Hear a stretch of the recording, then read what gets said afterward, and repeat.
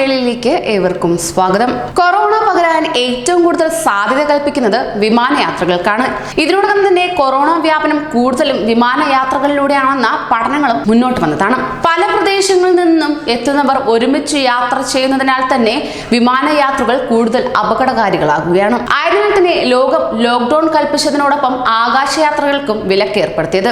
എന്നാൽ PPE kit ധരിച്ച് യാത്ര ചെയ്യാൻ അനുവദിക്കണമെന്ന നിർദ്ദേശം പ്രവാസികൾ നേരത്തെ തന്നെ സർക്കാരിന് മുന്നിൽ വച്ചെങ്കിലും നിഷേധാത്മക സമീപനമാണ് സർക്കാർ സ്വീകരിച്ചത്. എന്നാൽ സർക്കാർ ഇപ്പോൾ ഈ ആവശ്യം ഉന്നയിച്ചിരിക്കുകയാണ്. സൗദിയിലെ മാധ്യമപ്രവർത്തകർ ഇക്കാര്യം ഉന്നയിച്ചപ്പോൾ മന്ത്രി KT ജലീൽ തള്ളിക്കളഞ്ഞു.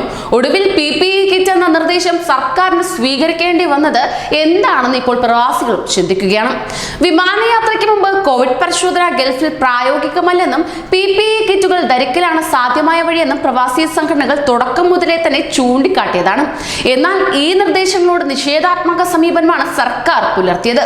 കഴിഞ്ഞ ദിവസം സൗദിയിലെ മാധ്യമപ്രവർത്തകരുമായി നടത്തിയ ചർച്ചയിൽ മന്ത്രി KT ജലീൽ ഇത് സംബന്ധിച്ച നിർദ്ദേശം തള്ളിക്കളയുകയാണ് ഉണ്ടായത്.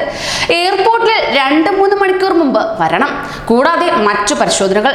സൗദിയിൽ നിന്ന് നാട്ടിലെത്തുമ്പോഴേക്കും 8-9 മണിക്കൂർ PPE കിറ്റിട്ട് നിൽക്കേണ്ടി വരും. ഡോക്ടർമാർക്കും നഴ്സുമാർക്കും ഒക്കെ പരിശീലനം നൽകിയതുകൊണ്ടാവും കഴിയുന്നത്. സാധാരണക്കാർക്ക് അത് പറ്റുമെന്ന് തോന്നുന്നില്ല എന്നാണ് KT ജലീൽ പറഞ്ഞത്. 100 റിയാലിന് താഴെ മാത്രം ചെലവ് വരുന്ന PPE കിറ്റ് എന്ന നിർദ്ദേശം കണ്ണടച്ച് തള്ളിക്കളഞ്ഞ സർക്കാരിനൊടുവിൽ അതേ വഴി തന്നെ തെരഞ്ഞെടുക്കേണ്ടി വന്നു. കൂടുതൽ പ്രവാസി വാർത്തകൾക്കായി ഈ ചാനൽ സബ്സ്ക്രൈബ് ചെയ്യൂ.